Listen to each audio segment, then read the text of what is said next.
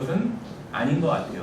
또 이제 우리나라에선 이러한 개념이 있지 않은 것 같습니다. 그래서 근데 이제 성경에 보면 분명히 어떤 열정에 대해서 어떤 말씀을 하시고 있고, 그다음에 또 패션에 대해서 어떤 말씀을 하시고 있고, 이제 또 애정, 어펙션에 대해서 어떤 말씀을 하고 있는데, 열정이란 말 자체가 부정적인 것은 아니죠. 우리나라 말은 오히려 더 좋은 의미로 사용될 때가 있어요. 저 사람은 열정이 있다, 저 사람은 열정이 없다, 이렇게 해서 또 긍정적으로 사용될 때가 있고, 반대로 이 애정이라는 말은 꼭 긍정적이지도 않고 꼭 부정적이지도 않죠. 좀 같이 중립적으로 이렇게 사용되는 경우들이 있습니다. 그런데 성경에서는 이제 열정이라고 하면 좀 부정적으로, 그러니까 항상 부정적인 것은 아니었고, 왜냐하면 그러니까 나쁜 것도 아니고 좋은 것도 아닌 그러한 경우가 사용될 때가 있어요. 열정이라고 하면. 왜냐하면 열정은 육신과 관련이 있기 때문에.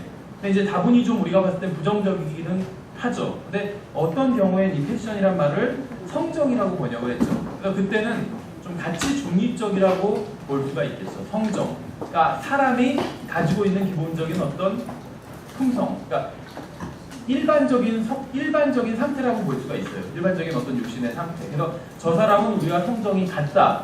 그러니까 우리와 같은 패션을 지녔다 했을 때 같은 감각을 가지고 있다는 것이요. 그래서 같은 것을 보고, 사람이니까. 예를 들면 곤충이 볼 때는 다르게 본다고 하잖아요. 그렇죠? 사람은 눈이 두 개예요, 보통. 그래서 대부분 다 같은 것을 봅니다. 같은 어떤 체계를 가지고 있어요. 그런데 곤충은 눈이 수없이 많은 곤충들도 있죠. 그래서 사물을 사람과 다르게 본다고 그래요. 동물 중에는 또 사람과 다르게 사물을 보는 동물도 있고, 그러니까는 사람은 사람끼리 패션이 같습니다. 그렇죠. 열정이 같아요. 이제 성경에서는 또 패션은 성정이라고 번역했는데, 사람은 사람끼리 성정이 같아요. 그래서 우리가 지난번에 살펴본 구절 중에서 야고보서에서 엘리야에 대한 이야기가 있죠. 엘리야는 우리와 성정이 같다고 말하고 있어요. 그럼 우리와 같이 보고 같이 느끼고 같은 그런 감각을 지닌 사람이라는 것이요. 그러니까 어떤 초인이 아니라는 것입니다. 엘리야가. 그러니까 엘리야가 우리와 같은 성정을 지니고 있다. 이 말은 엘리야가 어떤 특별한 초인이 아니라는 것이요. 우리랑 똑같은 인간이라는 그런 말이라는 것이죠. 그래서 이 패션이라는 말은 우리가 지금 여기서는 이제 열정이라고 번역을 했는데, 열정이라고 제가 했는데 실제 우리 성경에서 성정이라고 너무 많이 번역이 되어 있습니다. 또 그 밖에 또 다른 여러 가지 단어로 또 번역이 되어 있어요. 근데 이제 이 말의 의미는 우리의 육신과 관련이 있습니다. 그래서 반드시 이것이 다 나쁜 것만은 아니에요. 다만 이 육신을 따라 사는 것이 악한 거죠. 육신 안에 있는 것이 잘못은 아니죠. 예수님께서도 육신 안에 계셨습니다. 이것은 전혀 문제가 없어요. 근데 육신을 따라 살지는 않으셨죠. 그래서 육신 안에 있는 것은 문제가 아닙니다. 다만 육신을 따라 사는 것이 문제라는 것이죠. 그래서 우리가 패션을 가지고 있는 것, 열정을 가지고 있는 것은 문제가 아니에요. 인간은 다 열정이 있습니다. 그러니까 마음속에서 갑자기 확 일어나는 것이 있다는 것이요. 그러니까 아름다운 여자를 보면 갑자기 마음속에서 뭔가 일어나죠. 남자들은, 여자들 같은 경우에 어떤 명품 가방을 보면 뭔가 확 올라와요. 그게 열정이라는 거예요. 그게 다 있어요.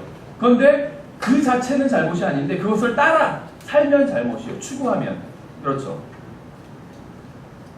예, 그래서 이 열정을 가지고 있는 것 자체는 문제가 아닌데 그것을 따라 사는 것, 열정의 지배에 완전히 놓여 있는 것, 이것이 잘못이라는 것입니다.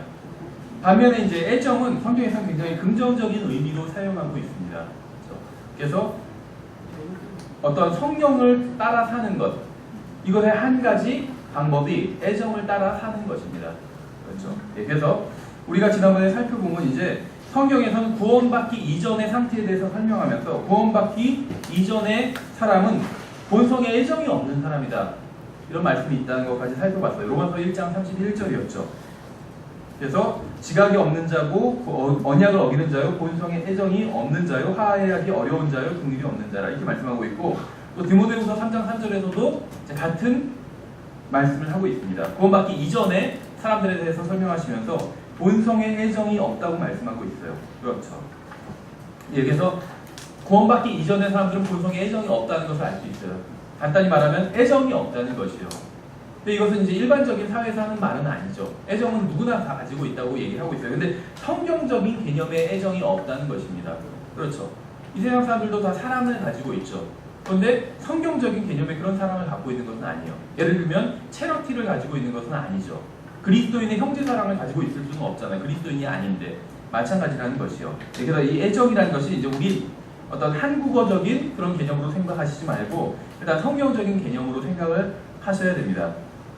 우리가 이제 성경 공부를 할 때는 그래서 우리는 본성적으로 삶에 대한 애착이 있습니다. 그렇죠. 어떤 이 인생에 대한 어떤 추구하는 게 있다는 것이요. 어느 누구도 자신의 육신을 미워하는 사람은 없습니다. 어떤 사람은 감옥에 가느니 죽는 편이 낫다고 하지만 실제로 감옥에 가면 그 어느 때보다 더 살고자 합니다. 그렇죠. 누구나 살고자 하는 욕망이 있기 때문에 그런 것이죠. 또 누구나 본성적으로 가족을 사랑하는 마음도 있어요. 구원받지 않은 사람이라 할지라도 가족이 좀 실망스러운 모습을 보여도 또 사랑을 합니다.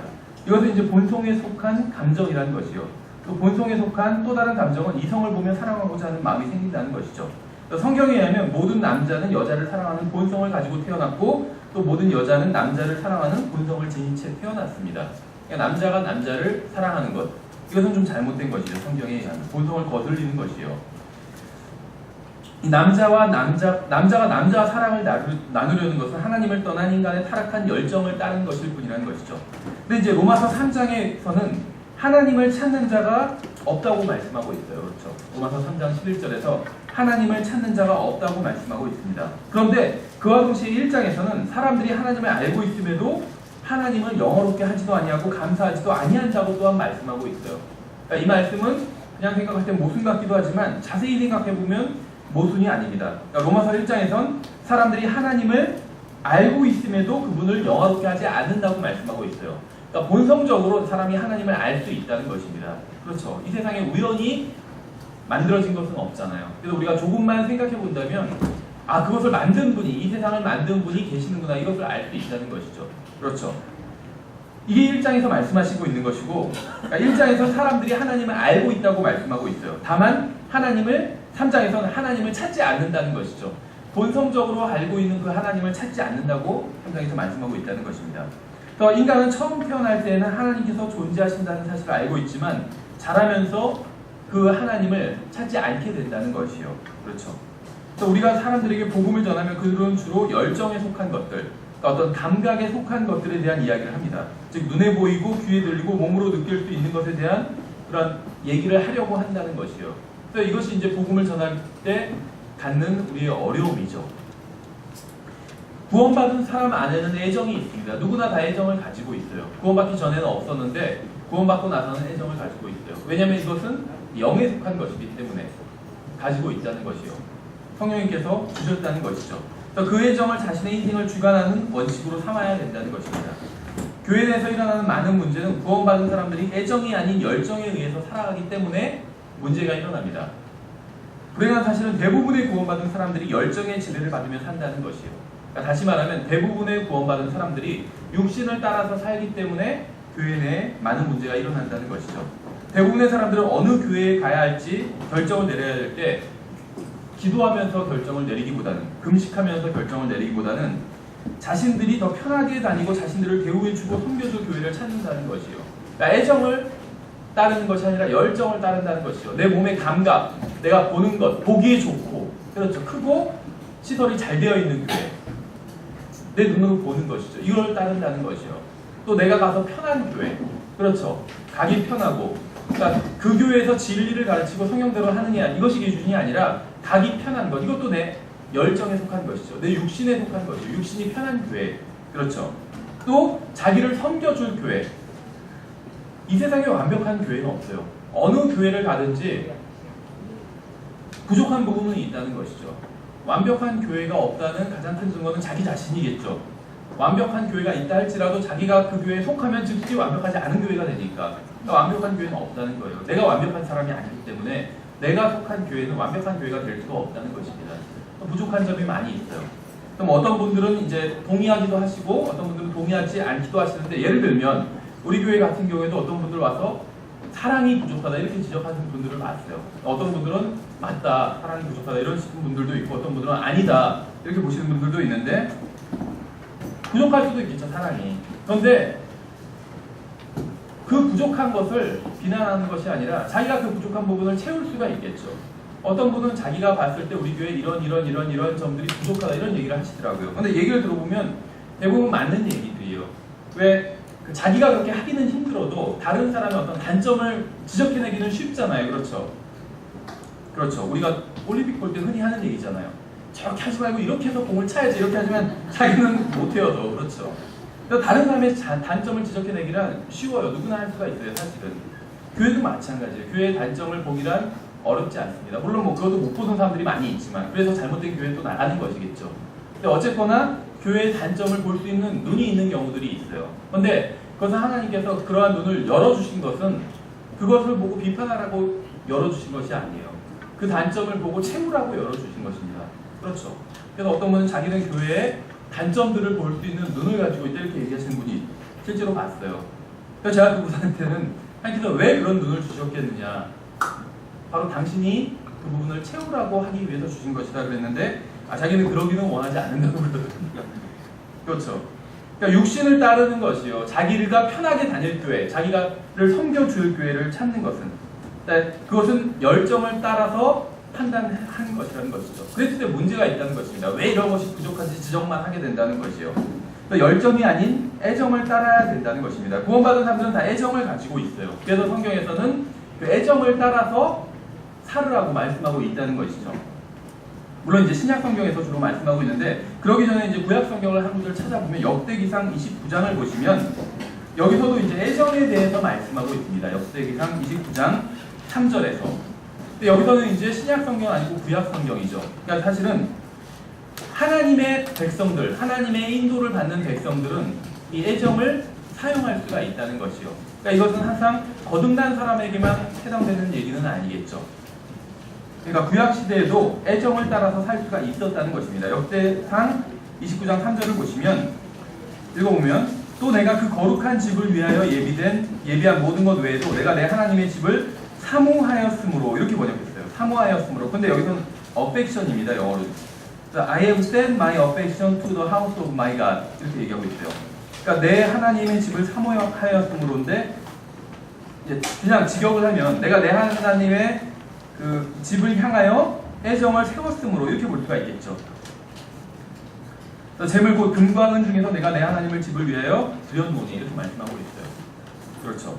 그러니까 하나님을 사모하였기 때문에, 하나님을 집을 사모하였기 때문에 금과 은을 자기가 드렸다, 이렇게 말씀하고 있습니다. 그러니까 하나님의 영이 안에 거하시면, 그러니까 구약 성도들도 그 안에 하나님의 영이 거하시고 있었죠. 근데 신약 성도들처럼 각 개인을 자녀 삼아주시고 거듭나게 하신 것은 아니었지만 하나님의 영이 그 안에 거하시고 계셨죠. 그래서 하나님의 집을 향하여 애정을 가질 수 있었다는 것입니다. 그래서 하나님의 영이 그 사람 안에 거하시면 애정을 가질 수가 있다는 것이죠. 합당한 애정을 가질 수 있다는 것이죠. 하나님을 향해, 그리고 하나님의 교회를 향해, 하나님의 집을 향해 합당한 애정을 가지고 있을 수 있다는 것입니다. 그래서 외적인 요소 때문이 아니라 하나님을 사랑하는 동기 자체로 교회에 가게 된다는 것이요. 그렇죠.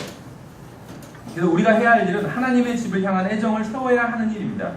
교회야말로 도움을 받고 용기를 얻고 도전을 받고 혼을 위한 교육을 받을 수 있는 유일한 장소라는 이런 사실을 알고 교회를 향해서 애정을 가질 수 있다는 것이요. 무엇인가 좀 부족해 보인다 할지라도. 그렇죠. 그래서 교회를 향한 애정을 가져야 교회에서 일어나는 많은 문제가 해결될 수 있다는 것입니다. 불행한 사실은 오늘날 구원받은 많은 사람들이 교회를 향한 애정을 가지고 있지 않다는 것이에요.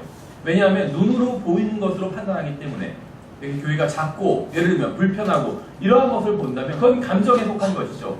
내가 다니기에 불편하고, 예를 들면 내가 보기에 아름다워 보이지 않고 감정에 따라서 판단하게 된다면 문제가 생긴다는 것이죠. 교회를 다니긴 하지만 누구와도 가까이 지내지 않겠다고 생각하는 사람이 있어요. 왜냐하면 애정이 아닌 열정의 지배를 받고 살아가기 때문에 그런 것입니다. 고린도서 7장을 보시면 이제 신약 성경에서 말씀하시는 애정에 대해서 말씀하고 있어요. 아까 우리는 로마서랑 디모데후서에서는 구원받지 않은 사람은 애정이 없다는 것을 살펴봤었죠. 근데 구원받은 사람은 애정이 있습니다. 그래서 이 애정을 이제 어떻게 사용해야 되는지에 대해서 말씀하고 있어요. 고린도후서 7장 15절에 보시면, 7장 15절에서 읽어보면, 그는 너희가 두려움과 떨림으로 자기를 받아들인 것, 즉 너희 모두의 순종을 기억하고 자기의 내적 애정을 너희에게 더욱 넘치도록 기울였느니라 이렇게 말씀하고 있습니다. 내적 애정이라는 표현을 쓰고 있어요. inward affection, 내적 애정. 사도 바울은 자신의 내적 애정이 고린도에 있는 성도들에게 더욱 넘쳤다고 말씀하고 있어요. 고린도 교회 성도들 중에는 끔찍한 죄를 지은 사람도 있었습니다. 그렇죠? 고린도전서를 읽어본 사람이라면 누구나 이 사실을 잘 알고 있을 겁니다. 그들은 교회 안팎에서 하나님의 말씀을 따르지 않았습니다. 그런데 성령님께서는 죄를 짓고 타락하고 문제를 일으키고 순종하지 않고 아무런 선한 일을 하지 않는 사람들에게 사도 바울을 통해 그들이 영적인 가족이고 또 형제이고 자매이고 따라서 그들을 위해서 기도하고 그들을 향해 애정을 갖고 있다고 말씀하고 있어요. 엉터리로 사는 사람들이었지만 굉장히 큰 죄를 짓고 잘못된 사람들이었지만 사도 바울은 이 사람들을 향해서 애정을 가지고 있다고 말씀하고 있다는 것이죠. 그렇죠. 내 감각적으로 본다면, 내 육신적으로 본다면 싫을 수 있어요. 교회에 있는 어떤 형제 자매들이. 근데 내가 애정을 가지고 본다면 사랑할 수 있다는 것이죠. 지금 그 말씀을 하고 있는 것입니다. 골로새서 3장에서도 비슷한 말씀이 있어요. 골로새서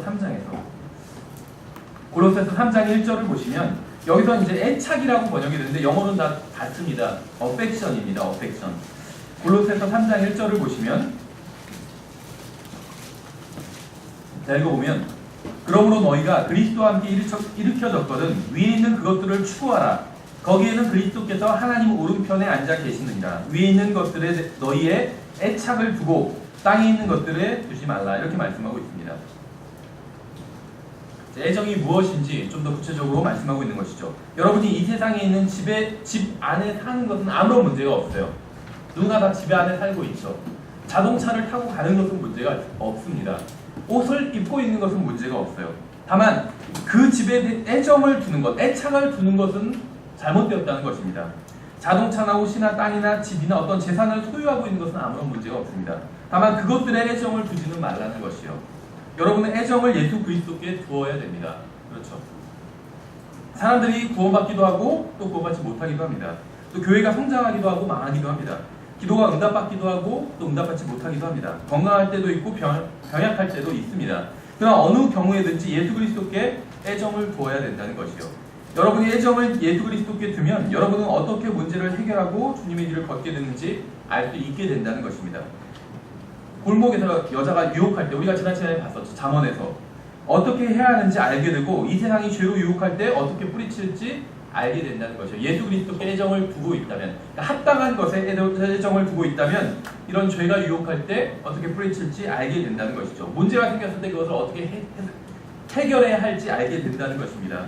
여러분의 마음이 하나님의 집과 하나님의 백성과 하나님의 왕자를 향해서 고정되어 있다면 여러분은 소가 도살장으로 끌려가는 것처럼 마귀에게로 끌려가지는 않게 된다는 것입니다. 여러분의 애정이 예수 그리스도께로 고정되어 있다면 여러분은 짐승보다 가치 있는 삶을 살 수 있게 된다는 것이에요. 왜냐하면 짐승도 열정이 있기 때문에 열정에만 이끌려서 살다면 짐승과 같은 삶을 사는 것이란 것이죠. 계속해서 골로새서를 보시면 골로새서 3장 1절을 봤죠. 3장 5절에 보시면 애정에 대한 얘기를 하고 있는데 여기서는 애정이 변질된 상태의 애정에 대해서 말씀하고 있어요. 그러므로 땅에 있는 너희 지체들을 죽이라. 3장 5절에서 그것들은 음행과 부정함과 무절제한 애정과 악한 욕정과 탐욕이니 탐욕은 우상 숭배니라. 이렇게 말씀하고 있죠. 무절제한 애정은 하나님의 말씀을 벗어나는 것입니다. 그렇죠. 애정을 가져야 하지만 무절제한 애정은 버려야 됩니다. 어떤 일을 하되 하나님의 방법대로 해야 됩니다. 단순히 어떤 일을 하는 게 중요한 게 아니라 하나님의 말씀에 기록된 하나님의 방법대로 하는 게 중요하다는 것이죠. 이제 빌립보서 2장에 보시면 빌립보서 2장에서는 이제 애정이란 말 자체는 나오지 않지만 이 애정을 어떻게 해야 되는지에 대해서 말씀하고 있어요. 빌립보서 2장에 보시면 2장 12절에서 빌립보 교회 성도들 안에는 밖으로 드러낼 만한 무엇인가 그 안에 있었습니다. 빌립보서 2장 12절에 보시면 그러므로 나의 사랑하는 자들아 너희가 항상 순종한 것 같이 내가 있을 때뿐만 아니라 지금 내가 없을 때에도 더욱더 순종하여 두려움과 떨림으로 너희 자신의 구원을 일하여 드러내라. 이렇게 말씀하고 있죠. 그리스도인 이 빌립보 교회 성도들 안에는 무엇인가가 있었어요. 그러니까 밖으로 드러낼 만한 무엇인가가 이 사람들 안에 있었다는 것입니다. 이미 자신들 안에 무엇인가를 소유하고 있었어요. 그래서 그 소유한 것을 드러내서 밖으로 드러내라고 말하고 있는 것이죠. 사도 바울이. 그래서 사도 바울이 그들과 함께 있지 않아도 되었던 것이요. 왜냐하면 이 사람들은 이미 무엇인가를 가지고 있었기 때문에 그렇죠. 그래서 성도들 안에는 성령님께서 계시고 주님께서 주신 합당한 애정이 있었다는 것이요. 그래서 이것을 밖으로 드러낼 수가 있었다는 것이죠. 형제님들이 열정이 아닌 애정에 따라 산다면 아내가 눈에 보이지 않건 보이건 보이지 않건 상관없이 동일하게 아내를 사랑할 수가 있습니다. 자매님들이 열정이 아닌 애정을 따라 산다면 남편에게 하는 모든 말과 남편에 대한 모든 말은 사랑으로 하는 사랑을 담은 말이 될 수가 있다는 것입니다. 열정으로 사는 사람은 상대방의 말과 행동에 따라서 태도가 달라지지만 애정으로 사는 사람은 어떠한 상황에서도 동일한 반응과 태도를 보이게 됩니다. 왜냐하면 열정은 눈에 보이는 것에 의해서 좌우되지만 눈에 보이는 것, 귀로 듣는 것, 내가 맛보는 것 이런 것에 의해서 좌우되지만 애정은 그렇지 않기 때문에 애정은 보이지 않는 것을 믿고 바라고 소망하고 사랑하는 것 이제 이것이 애정입니다. 그러니까 애정은 사랑을 담고 있지만 사랑은 아니에요. 그렇죠? 또 믿음을 담고 있지만 단순히 믿음은 아닙니다. 믿음과 사랑과 소망과 이런 것들을 포함한 것이 바로 애정이라는 것이죠. 그래서 애정은 성령에 속한 것이에요. 영에 속한 것입니다. 그러나 열정은 육신에 속한 것이죠.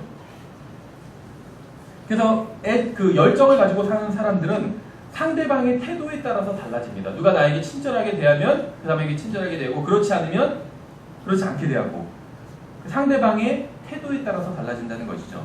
근데 열정은 그렇지 않다는 것입니다. 애정의 원칙으로 사는 사람은 항상 신실한 남편이고 아내이고 아버지고 어머니고 성도이고 또 교회의 회원이라는 것이요. 부족해 보여도 내 감각이 느끼기엔 부족해 보여도 애정을 가지고 있다면 신실한 성도가 될 수 있다는 것이에요. 교회에서. 왜냐하면 애정은 주님께 받아서 사람의 속에 있으면서 그러니까 주님께 받은 것인데 그 사람 속에 있으면서 내면으로부터 나오는 것이기 때문에 그렇다는 것이죠. 그러니까 열정은 외부의 영향과 관련이 있어요. 그렇죠.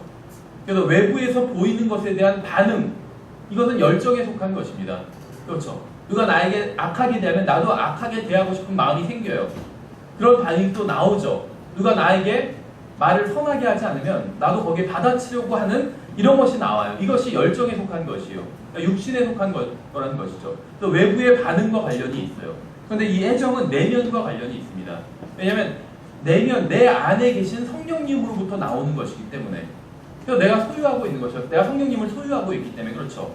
성령님이 다시 나가시는 것이 아니라 내 안에 계세요. 그래서 애정도 내 안에 그대로 있다는 것입니다. 그렇죠. 그래서 내 안으로부터 나오는 것이기 때문에 외부의 반응과 관련이 없어요. 그렇죠. 그래서 아까 말씀드린 대로 교회가 부족해 보여도 사랑이 없어 보여도 내가 그것을 채워줄 수가 있다는 것이에요. 왜냐하면 내 안에는 우리 교회의 부족한 사랑을 채워주실 수 있는 분이 계시기 때문에 그렇죠. 또 우리가 다음 시간에 사실 주로 용서에 대해서 살펴보게 되는데 용서도 마찬가지죠. 내가 어떤 사람을 용서하기는 힘든 경우들이 있어요. 그렇죠. 나에게 조그만 잘못을 한 사람을 용서하기는 비교적 쉬울 수 있지만 나에게 큰 잘못을 한 사람은 용서하기는 굉장히 어렵습니다. 그렇죠. 그런데 우리가 원하기만 한다면 어떠한 죄도 용서해 줄 수가 있어요. 왜냐하면 이 세상에 있는 어떠한 죄도 하나님께서 용서하실 수 있기 때문에 예수 그리스도께서 모든 죄값을 다 치러주셨잖아요. 그러니까 하나님께서는 모든 죄를 다 용서하실 수가 있습니다. 근데 나는 그렇게 할 수가 없죠. 경험도 없어요. 그렇죠. 아주 큰 죄를 지은 사람을 내가 용서해 본 적이 별로 없어요. 그렇죠. 근데 하나님께서는 그러신 적이 있다는 것이에요. 근데 그 엄청난 죄를 용서한 경험을 가지고 계신 하나님께서 내 안에 계시기 때문에 내가 그분께 내어드린다면 그분께서 용서하실 수 있다는 것이죠. 나를 통해서 그 어떤 사람이라도 용서하실 수 있다는 것이죠. 애정도 마찬가지예요. 우리 교회에 사랑이 부족해 보일 수가 있어요. 인간적인 관점에서 그것을 채울 수 없을 수도 있습니다. 그러니까 단순히 열정으로만 봤을 땐 그 부족한 사랑을 채울 수가 없다는 것이요. 그래서 교회를 떠나는 것이죠. 이 교회는 사랑이 부족하구만. 나를 제대로 섬겨주지 않구만 하고 떠납니다. 근데 다른 데 가도 마찬가지예요. 그렇죠. 그런데 내 안에 있는 그런 육신적인 것이 아니라 내 안에 있는 그 애정을 통해서 성령님에 속한 그 애정을 통해서 우리 교회의 부족한 사랑을 채워줄 수 있다는 것이죠. 그래서 열정으로 사는 사람은 상대방의 어떤 말에 따라서 말과 행동에 따라서 태도가 달라지지만 애정의 지배를 받고 사는 사람은 그렇지 않다는 것입니다. 항상 동일한 것이 나올 수 있다는 것이요. 왜냐하면 이 애정은 내면으로부터 나오는 것이기 때문에 그렇죠. 외면을 지배하는 것은 내면입니다. 그래서 외면을 지배하는 것은 내면이에요. 아무리 열정이 강해도 이 애정에 성령님께 내어드린다면, 애정의 지배를 받는다면 그것을 다 극복할 수가 있다는 것입니다. 여러분은 애정을 가지고 살 수가 있어요. 왜냐하면 여러분 안에는 애정이 있기 때문에, 성령님께서 계시기 때문에, 애정이 있기 때문에 애정을 가지고 살 수가 있습니다. 히브리서 11장에 보시면 이제 구약 성도들이 이 애정을 어떻게 사용했는지가 나옵니다. 이 사람들은 거듭난 사람들은 아니지만 안에 성령님께서 성령님의 인도를 받던 사람들이었죠. 그래서 애정을 가지고 살 수가 있었던 것이죠. 물론 여기서도 이제 애정이란 말 자체는 안 나오는데 애정을 어떻게 사용했는지가 나와요. 히브리서 11장에 보시면 8절에 보시면 믿음으로 아브라함은 부르심을 받아 훗날 상속 재산으로 받게 될 곳으로 나아가며 순종하였고 자기가 어디로 가는지 알지 못한 채 나아갔으며, 열정의 지배만을 받고 산다면 어디로 가는지 모르고 갈 수는 없다는 것이죠. 그렇죠. 그런데 애정의 지배를 받고 살았어요. 성령님의 인도, 하나님의 인도를 따라가니까 어디로 가는지 알지 못해도 나갈 수 있었다는 것이죠. 아브라함의 순종은 우상 숭배하는 땅에서 살 때부터 시작되었습니다. 그러나 아무도 하나님께 순종하지 않는 곳에서 주님께 순종을 했어요. 근데 이제 아브라함이 항상 그러면 애정을 가지고 살았느냐? 그것은 아니에요. 그러니까 애정이라는 것이 지금 어떤 바라지 못하는 것들을 바라고 소망하고 믿고 사랑하는 것이 애정이라고 말씀을 드렸죠. 근데 이 아브라함이 항상 애정을 가지고 살았던 것은 아니에요. 왔다 갔다 계속 했습니다. 어떤 경우에 애정을 갖고 살았고 어떤 경우에 열정을 따라서 사는 적이 있다는 것이요. 예를 들면 주님께서 약속을 주셨죠. 아이를 낳을 것이라고. 그래서 네 자손이 바다의 모래 같을 것이다. 하늘의 별들 같을 것이다. 이렇게 약속을 주셨습니다. 말씀을 주셨어요. 그럼 그 말씀을 애정으로 붙들면 되는 것인데, 그렇죠. 마치 우상 숭배하던 그 고향에서 나와서 하나님께서 인도해 주시는 그 도시로 따라 나온 것처럼 자기가 보지 못했지만 따라 나왔잖아요. 그러니까 이것은 어떤 믿음에 속한 것이지만 또 소망을 가지고 나왔던 것이죠. 그래서 애정을 가지고 살았던 것이요. 애정을 가지고 그 갈대아우르 우상 숭배하는 곳으로부터 나올 수 있었던 것입니다. 사실 자기의 모든 그 터전을 버리고 나온 것이요. 그래서 이것은 믿음으로, 사랑으로, 소망으로, 애정으로 한 행위였던 것입니다. 그런데 사라를 봤을 때 그 자기의 이제 자식이 이 하늘의 별들과 같이 그렇게 많을 것이다. 그렇게 하나님께서 예언을 해주셨는데, 약속의 말씀을 주셨는데 그것을 애정으로 붙들지 않고 열정으로 붙들었던 것이요. 그러니까 이제 육신을 바라본 것이요. 자신의 육신, 또 특히 사라의 육신을 봤을 때 불가능하다고 생각하는 것입니다. 그래서 하가를 통해서 자녀를 낳게 된 것이죠. 그러니까 이것은 열정이 아닌 애정을 따라서 살았을 땐 이런 일이 일어난 것입니다. 또 다른 경우도 있죠. 아비멜렉을 봤을 때 왕이었고 막강한 사람이었잖아요. 그랬을 때 자신의 아내를 빼앗길 것이 두려워서 거짓말을 한 것이죠. 그러니까 애정이 아닌 열정을 가지고 살았을 때 이러한 결과가 나타난 것이죠. 그래서 아브라함의 삶, 엘리야도 마찬가지죠. 애정을 가지고 보이지 않는 하나님을 바라보는 것처럼 살았을 땐 수많은 바알의 거짓 선지자들을 물리칠 수 있었지만, 육신을 바라봤을 땐 자신의 육신, 또 이세벨의 어떤 육신, 물질적인 것들, 이런 것들을 바라봤을 땐 도망가 버리고 말았다는 것이죠. 또 열정의 지배를 받느냐 애정의 지배를 받느냐에 따라서 완전히 다른 삶을 살게 되었다는 것이죠. 아브라함도 마찬가지예요. 그렇죠. 대부분의 성도들, 구약 성도건 신약 성도건 대부분의 성도들은 이제 이러한 모습이 나타납니다. 열정을 따라 사느냐 애정을 따라 사느냐에 따라서 다른 결과가 드러나게 된다는 것이죠. 9절을 보시면 계속해서 히브리서 11장 9절을 보시면 믿음으로 그는 낯선 나라에 머무는 것 같이 약속의 땅에 머물렀고 자기와 함께 동일한 약속의 상속자가 된 이삭과 야곱과 함께 장막들에 거하였으니, 이렇게 말씀하고 있습니다. 아브라함이 순종했을 때에는 아직 약속을 받기 전이었어요. 그렇죠. 약속을 받기 전에 애정을 가지고 이 약속을 붙들었다는 것입니다. 그렇기 때문에 순종할 수 있었던 것이, 아무것도 보이는 것은 없었지만. 여기서 10절을 보시면 이는 그가 기초들이 있는 한 도시를 바랐기 때문이라. 그것의 건축자와 만드신 분은 하나님이시니라. 그러니까 하나님의 도시를 바라봤을 땐 애정을 가지고 살 수 있었다는 것입니다. 자, 아브라함의 삶을 지배했던 것이 무엇인지 아시겠죠? 그가 살던 곳에는 없는 것이었어요. 그렇죠. 그가 본 적도 없는 것이었습니다. 그의 삶을 지배한 것은 그가 보는 것들이 아니었어요. 보이지 않는 하나님, 보이지 않는 그 도시를 바라봤던 것이죠. 보이지 않는 것이었습니다. 그의 삶을 지배하는 것들은 그가 느끼는 것도 아니었어요. 왜냐면 보이지 않기 때문에 느낄 수가 없어요. 그렇죠. 그의 삶을 지배했던 것은 하나님과 함께한 한 도시, 이 도시에 거하는 하나님과 함께 이 도시에 거하는 것에 대한 어떤 애정, 애착이었던 것이죠. 13절을 보시면 이들은 다 믿음 안에서 죽었으며 약속하신 것들을 받지 못하였을 때, 그러니까 우리가 어떤 것을 가지고 있어야지 우리가 보고 느끼고 그것으로 해서 만족할 수 있는 것이죠. 근데 이것은 열정에 속한 것이요. 근데 이 지금 믿음으로 산 사람들은, 이 사람들은 그 약속하신 것을 실제로 받지는 못했어요. 그러니까 열정으로 그것들을 대할 수 없었어요. 그럼 어떻게 했느냐면 애정을 가지고 대했던 것이죠. 실제로 받지 못했던 것들이기 때문에 멀리서 그것들을 보고 확신하며 끌어안았고, 이것이 애정입니다.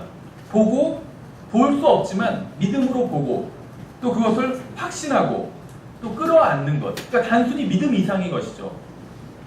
또 땅에서는 자기들이 나그네요 순례자라고 고백하였으니 그런 것들을 말하는 자들은 자기들이 본향을 찾고 있음을 분명히 나타내느니라. 참으로 그들이 자기가 떠나온 본향을 깊이 생각하였더라면 돌아갈 기회가 그들에게 있었으려니와 이제는 그들이 더 좋은 본향을 사모하니. 그렇죠. 언제든지 열정으로 살 수가 있었어요. 그래서 아브라함도 때로는 애정을 버리고 열정으로 산 적이 있었죠. 그 결과는 참담한 결과잖아요. 그렇죠. 역사적으로도 엄청난 결과를 낳은 것이죠. 그 사라가 아닌 하가를 취함으로 인해서 역사적으로 지금 엄청난 그 중동의 분쟁이 일어나게 된 것이잖아요. 그렇죠. 그래서 자기들의 본향을 깊이 생각하였더라면 돌아갈 기회가 있었지만 돌아가지 않았다는 것이죠. 왜냐하면 더 좋은 본향을 사모했기 때문에. 하늘에 애착을 둔 것이요.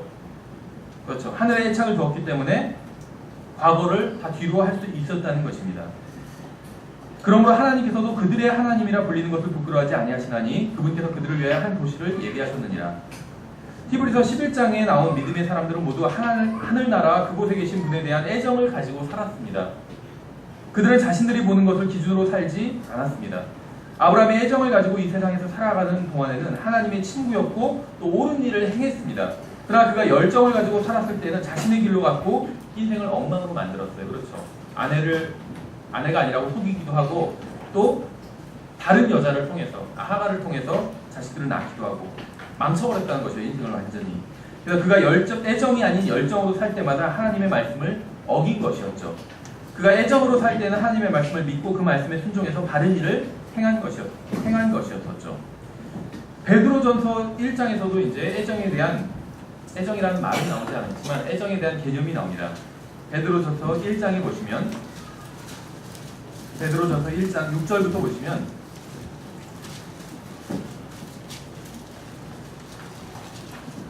베드로전서 1장 6절에 비록 지금은 필요가 있어 너희가 여러 가지 시험으로 인해 잠시 근심하고 있지만 그 구원을 크게 기뻐하나니 이것은 너희 믿음의 단련이 불로 단련해도 없어지는 금을 단련하는 것보다 훨씬 더 귀하여 예수 그리스도께서 나타나실 때 칭찬과 존귀와 영광으로 드러나게 하려 함이니라. 중요한 부분이 나오는데 너희가 그분을 보지 못하였으나 사랑하는도다.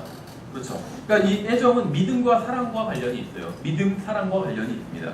앞에서 믿음 이야기를 하고 있고 또 지금 사랑 얘기를 하고 있죠. 근데 이것이 애정입니다. 보지 못하나 보는 것처럼 믿는 것, 이것이 믿음이죠. 보지 못하나 사랑한다고 말씀하고 있어요. 지금도 너희가 그분을 보지 못하나 믿으며 이루 말할 수 없고 영광이 가득한 기쁨으로 기뻐하니. 그러니까 애정은 믿음, 사랑, 또 소망, 또 기쁨 이런 것들과 관련이 있다는 것이죠. 또 보지 못하나 사랑하는 것. 마치 아브라함이 보지 못했지만 하나님께서 약속하신 그 도시를 보지 못했지만 그 도시를 바라면서 하나님을 따라서 자기의 고향을 등지고 나올 수 있었던 것. 이것이 애정이었다는 것이죠. 보지 못하였으나 사랑하는 게 바로 애정입니다.